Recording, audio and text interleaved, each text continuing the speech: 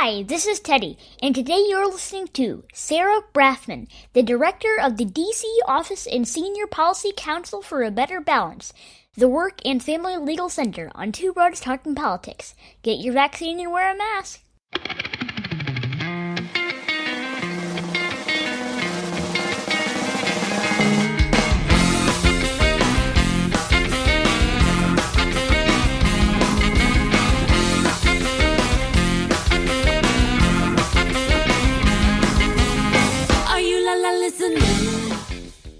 Hi, everyone. I am Kelly. This is Two Broads Talking Politics. I'm on with the other broad, Sophie. Hi, Sophie. Hey, Kelly. And we are joined today by Sarah Brafman, who is the director of the DC Office of a Better Balance. Welcome, Sarah. Thank you so much for having me, Kelly and Sophie. Yes.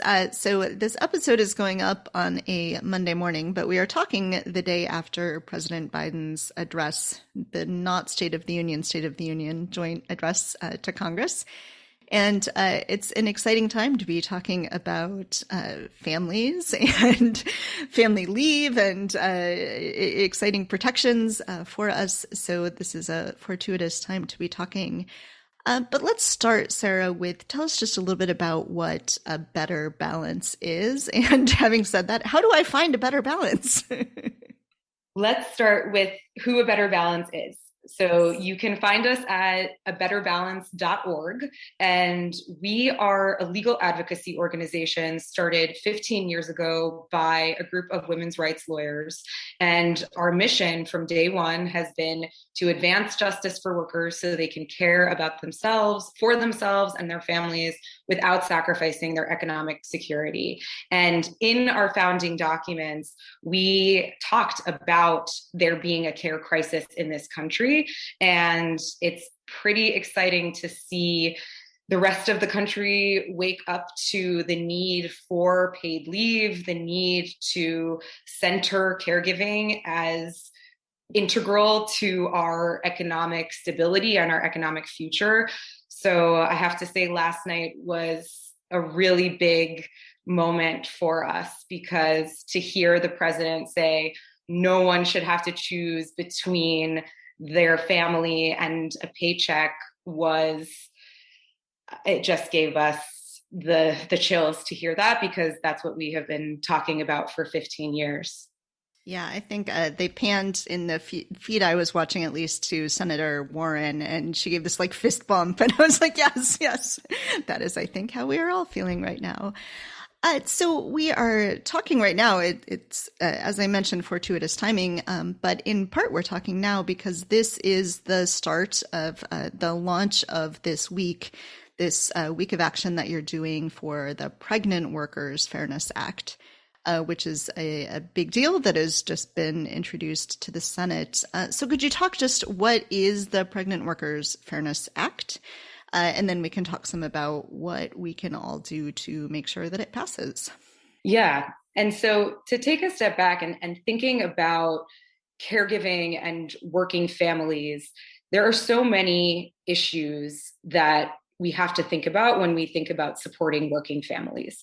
Paid leave is a core issue for us. We have been leading on that in the States. We lead on that on the federal level. We lead a campaign called Paid Leave for All. And we have to be thinking about the lives of people, because people's lives don't work just based on one bill or two bills, but based on what their caregiving needs are. And what we find is that often what happens is that pregnant workers start facing discrimination immediately when they get pregnant. So before even having the chance to take paid leave or access paid leave or find out if they can access paid leave, they might be pushed off the job because they're pregnant. And 10 years ago, I should say, my boss, Dina Baxt, who's one of our co-founders and co-presidents, started getting a lot of calls on our helpline. We run a free legal helpline where any worker across the country can call us if they are having trouble around caregiving issues and the workplace. And we started hearing over and over from women who needed modest accommodations, changes to the workplace that could look like needing to not lift over 50 pounds because that could cause a miscarriage, needing extra bathroom breaks, needing to carry a water bottle on the retail floor. Oftentimes companies will have policies that you can't carry a water bottle. And so asking a supervisor, can I do that, but not being allowed to, and fainting on the retail floor because they got so dehydrated, which can cause serious health consequences for anyone, but especially for pregnant workers.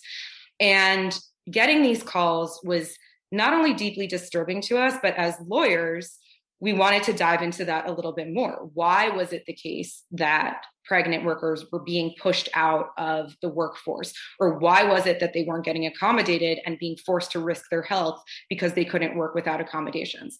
And what we found is that there are real gaps in the law when it comes to workers being able to get accommodations for pregnancy.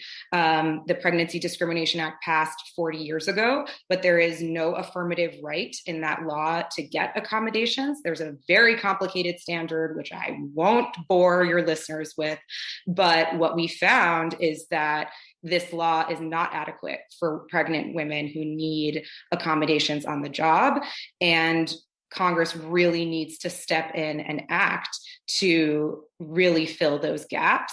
And that's what the Pregnant Workers Fairness Act does. It really fills critical, very problematic gaps in the law around accommodations for pregnant workers by basically sort of borrowing from what the standard is for workers with disabilities who are granted accommodations unless it would be really difficult or really expensive for their employers to provide. So we sort of borrowed that standard, and that's what the standard would be for pregnant workers who have needs related to their pregnancy. And I should say too, a lot of the workers who are impacted here, this can impact everyone. We've heard stories from so many sectors. We've talked with thousands of pregnant workers over the years, but it disproportionately impacts low-wage workers who work in physically demanding jobs. And that falls disproportionately on Black and Latino workers and women of color. And, from the pandemic, we know a lot of those workers are essential workers, and yet we're continuing to push them out when they're pregnant and need a paycheck often the most. Can you tell us a little bit about the Week of Action and what kind of events you're going to have? Yes. So we're very excited for the upcoming Pregnant Workers Fairness Act Week of Action. It starts this week and it runs through Thursday. And the legislation is in a really exciting place. So for those who are interested in taking action, this is the moment. The bill has passed through the committee procedure in the House of Representatives. And so it is ready for a vote on the floor of the House of Representatives. It is teed up to go. And we really want to encourage House leadership to honor expecting parents, to honor mothers in advance of Mother's Day and bring this bill to the floor. What better way to do that than by passing the Pregnant Workers Fairness Act? So on Tuesday, we are going to be hosting a Twitter rally and encourage everyone to participate. It's going to be at 2 p.m. Eastern, 11 a.m. Pacific, And we really want to lift up the motto for the week is respect pregnancy, honor mothers, demand equality, and pass the Pregnant Workers Fairness Act. So to the extent that you can lift up that message, the hashtag is protect pregnant workers, and really make your voice heard. And on Wednesday, we are going to really try to lift up the stories of those women who have been really impacted by this. We have worked with women like Armanda Legros, who was pushed out of her job at an armored truck company because she needed a lifting accommodation. And she could not afford, she had a child already. She was a single parent, and she was so reliant on that paycheck that when she lost it, she didn't even have milk to put in her children's cereal. So she had to put water.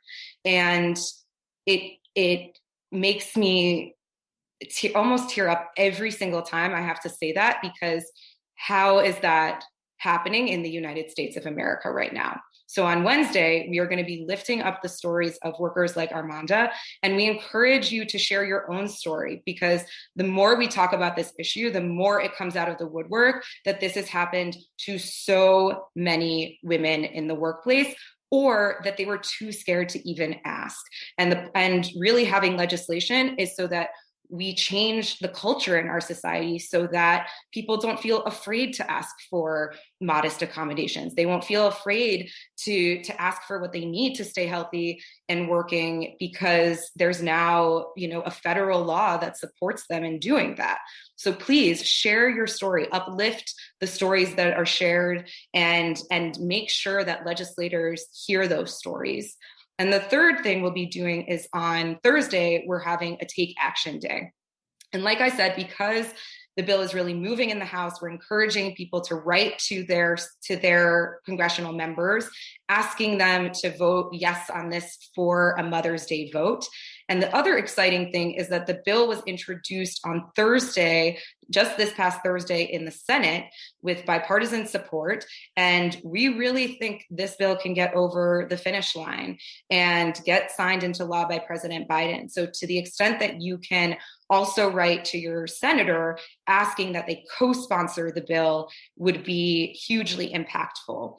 And lastly, I'll say we are hosting a Facebook Live event on Thursday as well. It will be at 1 p.m. We will have an incredible worker sharing her story. The executive director of Black Mamas Matter Alliance will be joining to uplift the voices of Black workers who experience just horrific discrimination on the job, intersecting with racism.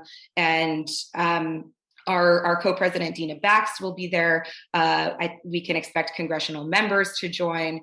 And it's really an opportunity to dive further into the issue and learn more.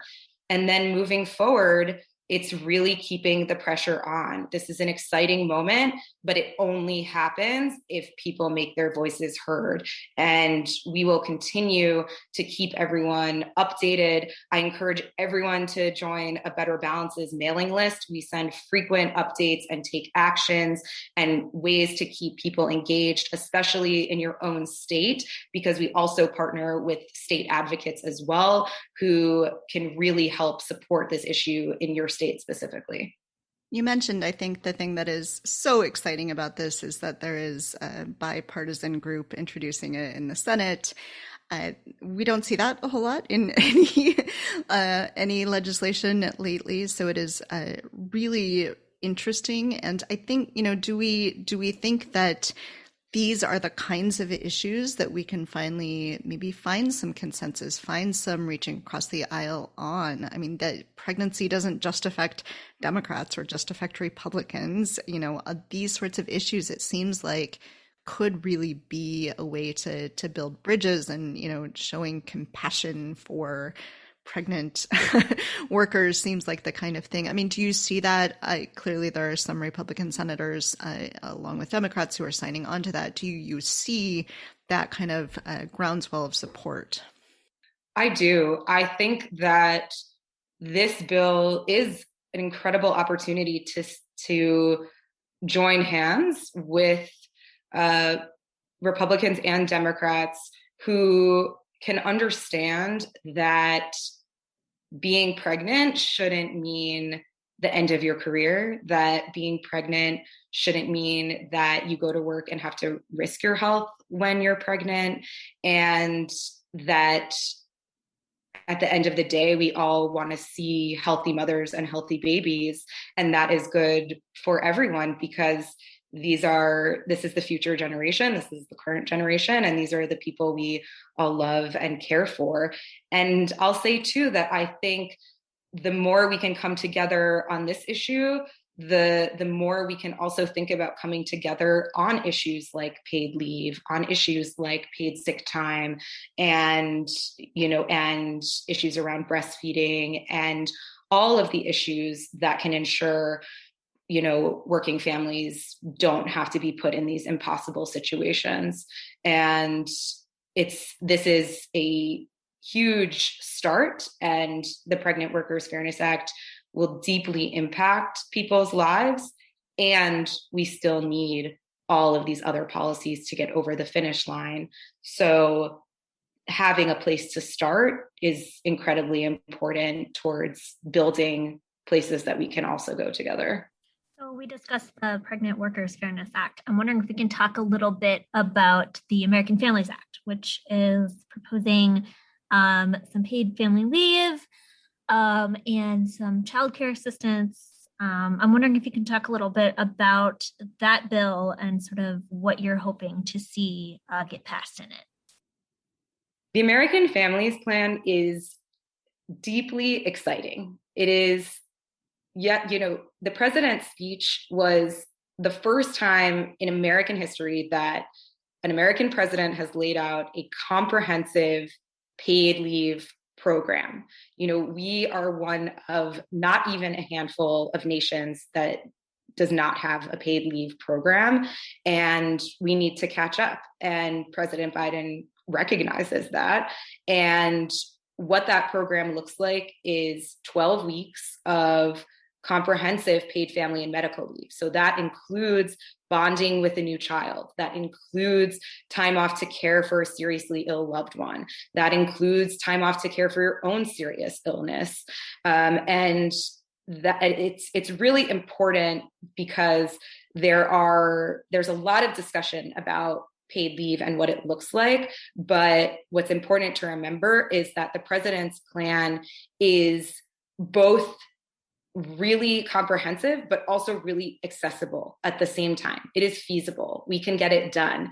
We have worked at A Better Balance in many states across the country to pass paid family and medical leave programs, and they are working and they are exciting, and they are also not breaking the bank and not putting employers out of business. And everyone is able to keep the lights on and their employees happy doing it. So that is one big piece of the American Families Plan. Another big piece that you mentioned, Sophie, is childcare. I think we saw during the pandemic, millions of women not having the childcare support that they need. And that was not surprising because this country does not have the infrastructure it needs around childcare accessibility, especially for low-wage workers, nor does it pay childcare workers a respectable living wage to be able to do some of our country's most important work, which is raising our children. So there was a lot of excitement around, the American Rescue Plan infused billions of dollars into the childcare industry, but the president in his speech laid out $225 billion more for childcare investment. He laid out extending childcare tax credits for dependents, which is so critical. He laid out that low-income families will not have to pay more than 7% of their income towards childcare, which already, 7% might sound high, but there are families that pay 30 or 40% of their income towards. Oh, Sophie and I know. Yeah, I bet. I mean, some women decide not to work because it doesn't make financial sense given how much childcare costs. And to really see a bold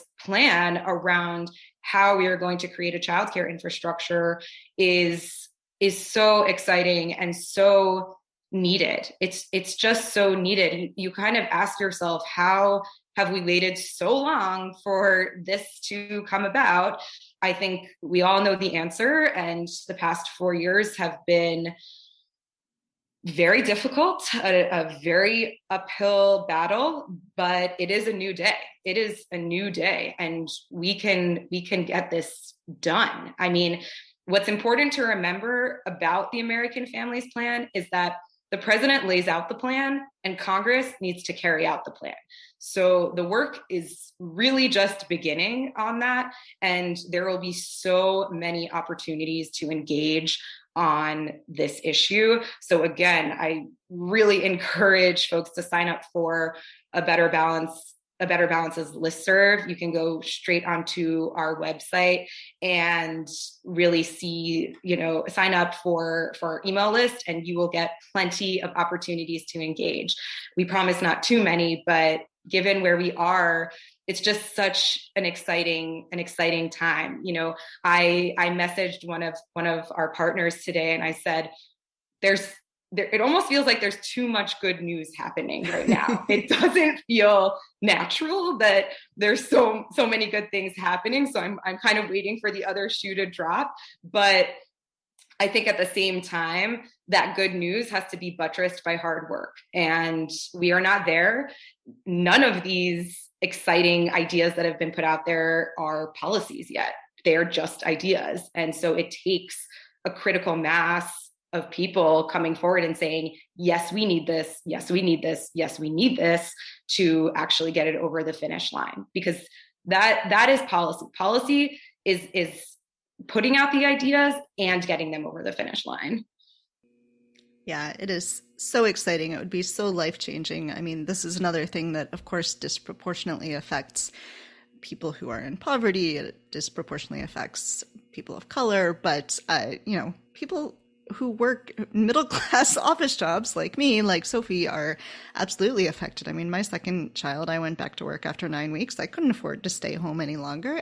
That's the thought of being able to stay home even for 12 weeks to bond with a new child and to physically recover from pregnancy is just, it's amazing. And of course, childcare would make all the difference. All the difference. Really makes all the difference. I mean, 12 weeks should just be the minimum. I mean, it just needs to be standard minimum 12 weeks paid time off. I mean, here. Yeah, just thinking about, we hear from women who go back to work after 2 days. I mean, how you can recover, let alone work in 2 days after giving birth it's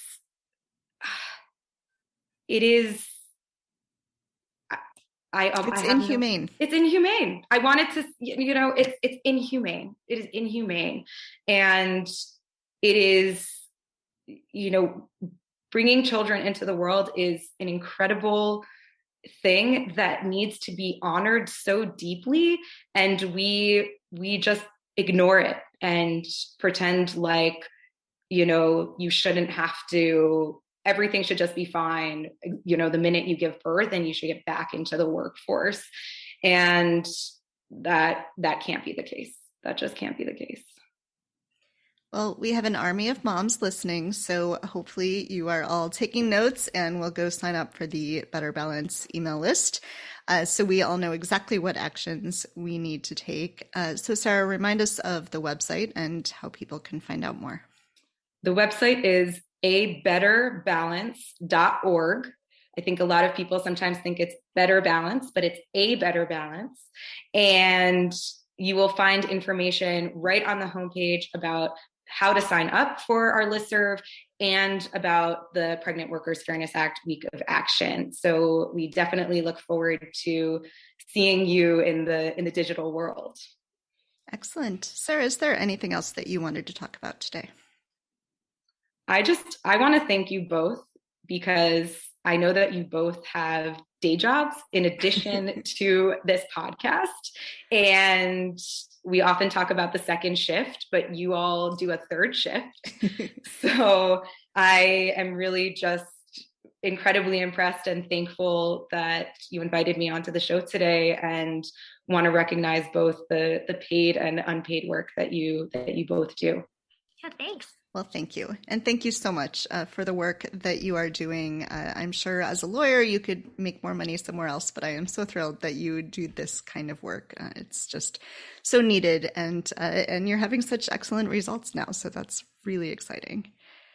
All right. Well, Sarah, thank you so much for joining us today. And we will put links up on our website to A Better Balance and to the Pregnant Workers Fairness Act Week of Action, so everyone can find the information about that. So thank you.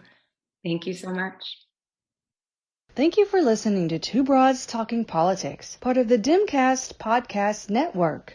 Our theme song is called Are You Listening? Off of the album Elephant Shaped Trees by the band Immunuri, and we're using it with permission of the band. Our logo and other original artwork is by Matthew Weflin and was created for use by this podcast. You can contact us at twobroadstalkingpolitics@gmail.com or on Twitter or Facebook at twobroadstalk. You can find all of our episodes at twobroadstalkingpolitics.com or anywhere podcasts are found.